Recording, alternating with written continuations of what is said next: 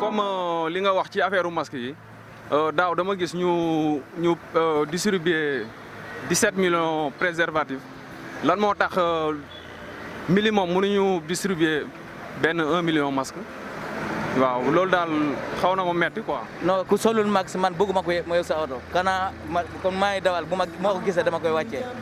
léegi nee na tamit kenn du surchargé léegi yow loo xalaat si. surcharge tamit amul intérêt.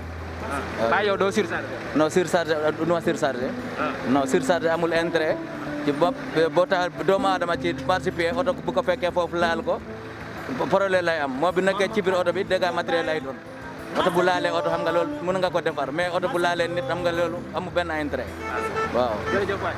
waaw du ko rafetlu rek nga xam ne masque yi moom ñun ñëpp dañ ko war a takk ndax boo xoolee ñuy dox ci mbedd yi dañoo war a takk masque ñiy dugg si oto yi dañoo war a takk masque surtout ñun chauffeur yi dañuy si sonal ndax nit day dugg si sa taxi takkul masque buñ la jàppee yow la ñuy jàpp mais duñ jàpp client bi kon ñëpp dañoo war a booloo takk masque yi di ko rafetlu bu baax nag li nga xam ne moom la président jël na ko ñëpp respecté ñu takk masque yi rassemblement bi nga xam ne tere nañ ko ñu continuer ko tere ko ndax feebar bu jóg ci dëkk bi mooy suñu njëriñ mooy suñu njëriñ askan wi loolu ñu koy rafetlu bu baax si président di ko ñaanal yàlla yan bi oyof si kawam ndax njëriñu askan wi donc moo ko fi téye kon ñu koy rafetlu bu baax. Tout à fait, je viens juste de l'écouter à la radio. Je crois avoir entendu quelques informations par rapport à la conférence de presse. Et quels sont les détails que vous avez retenus à travers cette conférence de presse? Je crois qu'il y a quelque chose auquel tout le monde s'attendait, c'est le retour au port obligatoire de masque. Ça vraiment, il ne fallait même pas attendre. Il fallait, dès le début, après la levée de l'état d'urgence, continuer à pousser les Sénégalais à porter le masque obligatoirement. Il est bien évident que aussi les rassemblements devraient être interdits, vu la progression de la maladie. C'est une évidence. Il ne fallait même pas que les Sénégalais attendent que le ministre lui-même leur impose cela. Ça devrait être un réflexe naturel chez tous les Sénégalais, compte tenu, surtout à Dakar, compte tenu de la situation que nous vivons aujourd'hui. Maintenant, ce qui a rajouté, c'est les amendes et l'emprisonnement. Je crois que ça, quand même, on aurait dû ne pas aller jusqu'à l'emprisonnement. Les Sénégalais devraient eux-mêmes s'auto-éduquer et ne pas être poussés jusqu'à ce niveau-là pour être emprisonnés pour pouvoir porter. solo dañ lay def amende 200 wala 20 000 wala benn. 20 000 c'est petit, 20 000 c'est petit. 20 000 c'est très petit. waaw da nga yokk.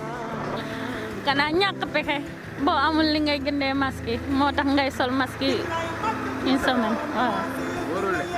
warul waaye man objectif bu baax laa si gis ndax ñun xamuñu en fait maladie bi quoi xam nga rek say kilifa suñ la waxee ñoom ñoo placé wu au grade quoi ñoom ñoo xam yenn affaires yi suñu waxee dañ see war a topp quoi mais franchement fii moom xam nga mooy loolu dangay gis nit koo xam ne da nga koy wax mu comprendre am na nit ñoo xam ne dañ leen wax duñ comprendre xam nga rek feebar bi moom ndax ñun moom dañoo toog presque depuis mois de décembre lañ toog dégg Chine muy def ay ravage affaire yooyu noonu te xam nga dëkk bu la ëpp doole ah gën la bien vrai que comme par exemple ñun fii nii suñu dëkk bi amul moyen affaire yooyu noonu mais au moins gars yi teg nañ ay gestes barrières yoo xam ne pour gars yi respecter ko quoi damay ñaan rek ngir yàlla tax gars yi respecter ko ndax franchement lu baax la quoi ku nekk sa jàmm bopp ngay wër tamit. sunu pétrole bi tam Aliou Ngouille Ndiaye nañu dimbale mu lijjantil ñu sunu pétrole bi waaw loolu tam maa ngi ko koy ñaan ñun nag dinañ def tout ba takk masque amul benn problème waaw te bu ñu amee tuuti moyen tamit dinañ jënd masque di ko distribuer mais sunu pétrole bi bu mu ko fàtte quoi. léegi yow lan ngay ñaax Sénégalais.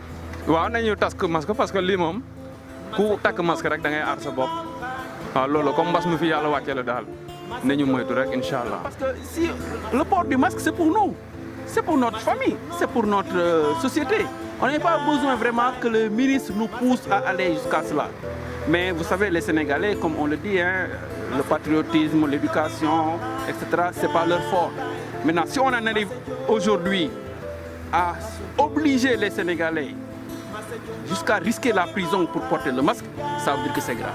mais comme que feebar bi mi ngi fi jógu fi li nga xam ne moom moo koy saafara jël nañ di mesures yi nañ ko respecté rek ñoo xam ne loolu la président dogal nañ ko nangu rek ñi nekk si dëkk yi ñu toog bu fi feebar jógee ñu kenn ko ne delluwaat sa liggéey. yëg nga ne prix yi ñu ne day entre 200 francs la amende yi ñu ne 200 francs la ba 20 000 yow jàpp nga ni loolu dafa cher wala cher. 200 francs ci xaalis. 200 francs moom seerul moom ba 20 000 mais 200 francs moom du dara moom mën naa nañu ba 20 000 waaw loolu moom jaadoon na ndax nit ñi mën ko respecté ndax ku ci takkul masque yi buñ la jàppee nga fay loola nga fay ko bu ko defee ëllëg di nga takk masque ndax boo xalaatee ñu fay loola 20 000 wala jëm kaw di nga takk masque.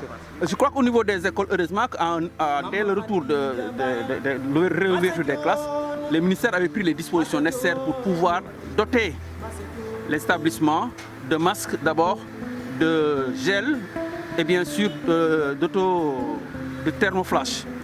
Aujourd'hui, pour des thermoflash et les gels, c'est encore toujours de rigueur. Mais je crois que pour les masques, c'est à ce niveau-là qu'il y a problème.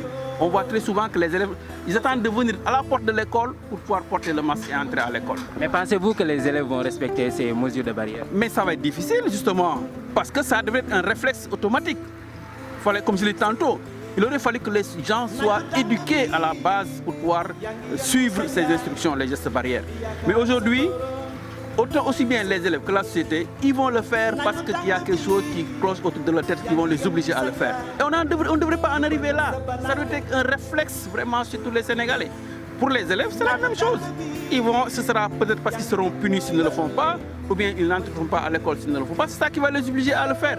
Mais ce n'est pas parce que c'est un réflexe pour pouvoir préserver leur santé. Et c'est dommage.